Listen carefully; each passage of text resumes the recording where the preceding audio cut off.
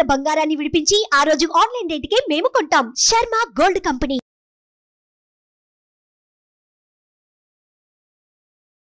Hi, welcome to our channel. ఈరోజు మనతో పాటు ఉన్నారు జ్యోతిష్య వాస్తు పండితులు, జ్యోతిష్య వాస్తు శిక్షణ నిపుణులు, మహాగౌరి ఉపాసకులు శ్రీ దింటకుర్తి మురళీకృష్ణ గారు. నమస్కారం గురువు గారు. నమస్తే నాన్న. హరి ఓం.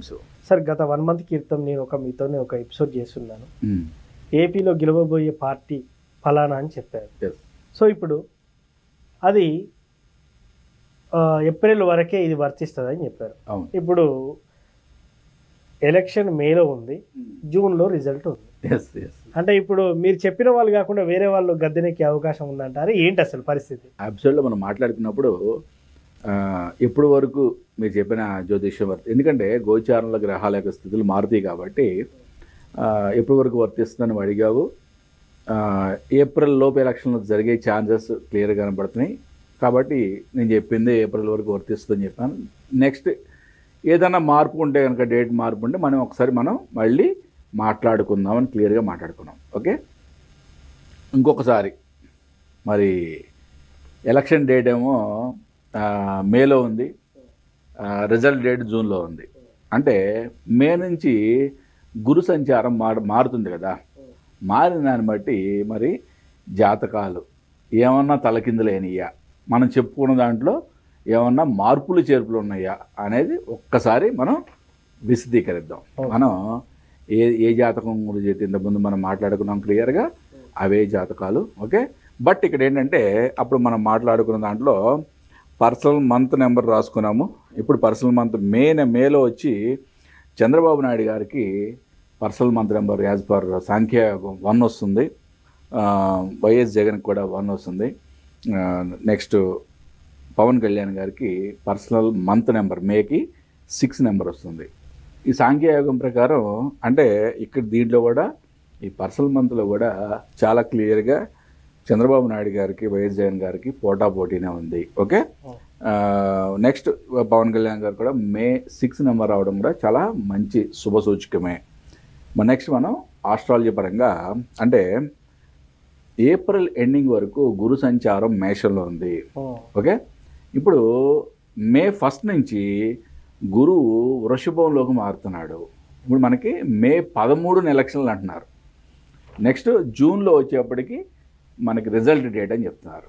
కాబట్టి మరి మేషంలో ఉన్న గురువు వృషభంలోకి మారింది కదా. మరి వీళ్ళ యొక్క ముగ్గురు జాతకాలు ఒక్కసారి ఈ గురు బలం ఏ విధంగా పెరిగిందా తగ్గిందా అంటే ఫైనల్గా రిజల్ట్ ఏ విధంగా రాబోతుంది అంటే మనం చెప్పుకున్న ఇంతకుముందు మనం మాట్లాడుకున్న దాంట్లో ఏమన్నా మార్పులు చేర్పులు చేసుకోవాల్సిన అవసరం ఉందో ఒకసారి మనం డిస్కస్ చేసుకుందాం. ఇక్కడ చంద్రబాబు నాయుడు గారి జాతకంలో గోచార గురువు జన్మ చంద్రుడి మీదకి రావటం, గజకేసరి యోగం. ఓకే, నెక్స్ట్ ఇక్కడ రాహు మీద రాహు ఇంకా ఆయనకి ప్రత్యర్థులు నిలబడలేకపోవటం. ఓకే, అది ఆల్రెడీ ఇంకా ఉంది, ఇంకా యోగం అనేది నెక్స్ట్ ఇయర్ వరకు కూడా ఉంది. కాబట్టి ఈ రెండు కూడా యోగకారకంగా చెప్పచ్చు. శని రాహులు కూడా చాలా బలంగానే ఉన్నారు ఈయనకి. ఓకే, నెక్స్ట్ వైఎస్ జగన్ గారు. వైఎస్ జగన్ గారికి జన్మ శని మీద గురువు యొక్క సంచారం ఏర్పడుతుంది. అంటే ఇది ఒక మంచి శుభ సూచకం. బట్ శని రాహువుల యొక్క కలయిక ఇంపార్టెంట్. మనకి రవి బుధులు, శని రాహువులు. రవి బుధులు అనేవి మనకి పాత రాజకీయాలకి, కొత్త రాజకీయాలకి అంటే కుళ్ళు రాజకీయాలకి ఏమో రాహువు శని ఇంపార్టెంట్. ఓకే, ఏ బలాలు ఏ విధంగా ఉన్నాయో చూద్దాం ఒకసారి. రాహువు శని వచ్చేప్పటికి 1, 2, 3, 4, 5, 6 షష్టాష్టకం ఏర్పడినాయి.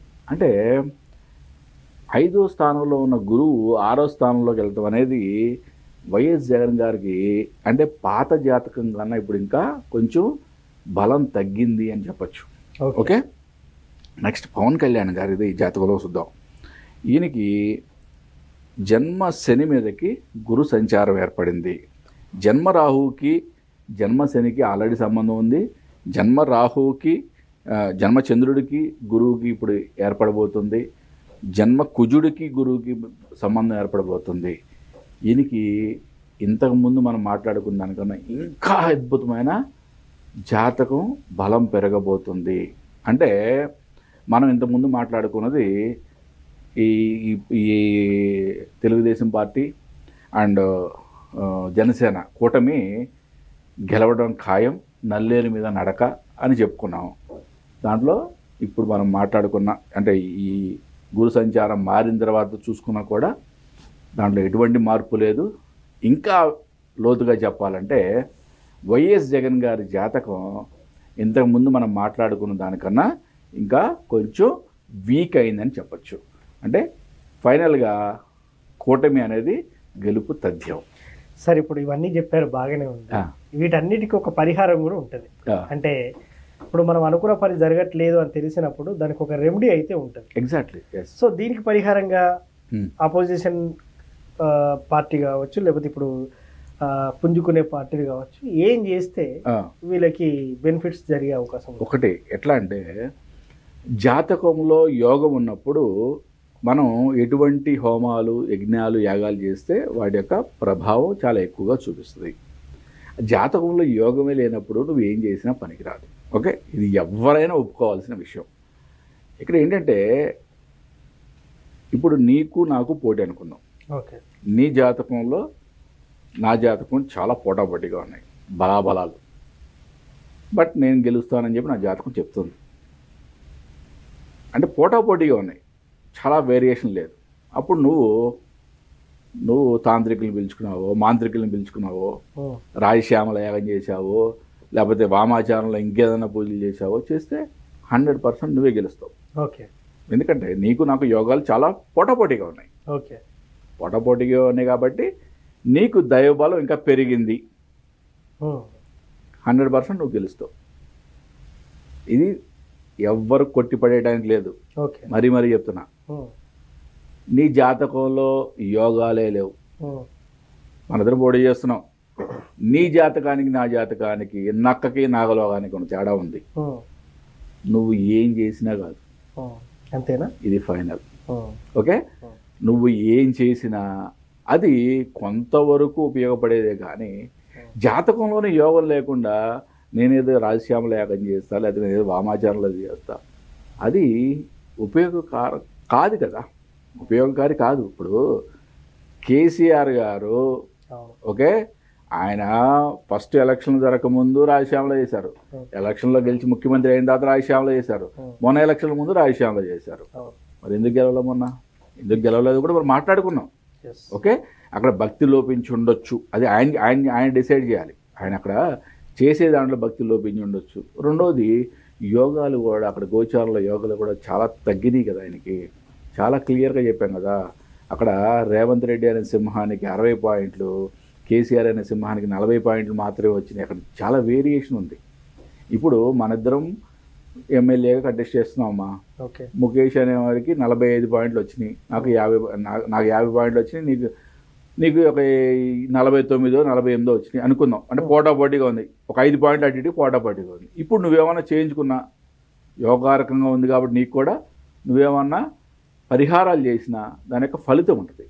బట్ వేరియేషన్ చాలా ఎక్కువ ఉన్నప్పుడు, యోగం లేనప్పుడు జాతకంలో ఏం చేసినా కష్టం. బట్ ఇక్కడ మనం మాట్లాడుకున్నది పాత జాతకం కన్నా కూడా ఇప్పుడు గోచార బలంలో వైఎస్ జగన్ గారికి ఇంకా వీక్ అయింది. గుర్తుపెట్టుకోండి, పరిహారాలు చేసుకోవడం తప్పులేదు, ఎవరి ప్రయత్నం వాళ్ళు చేయడం కూడా తప్పులేదు.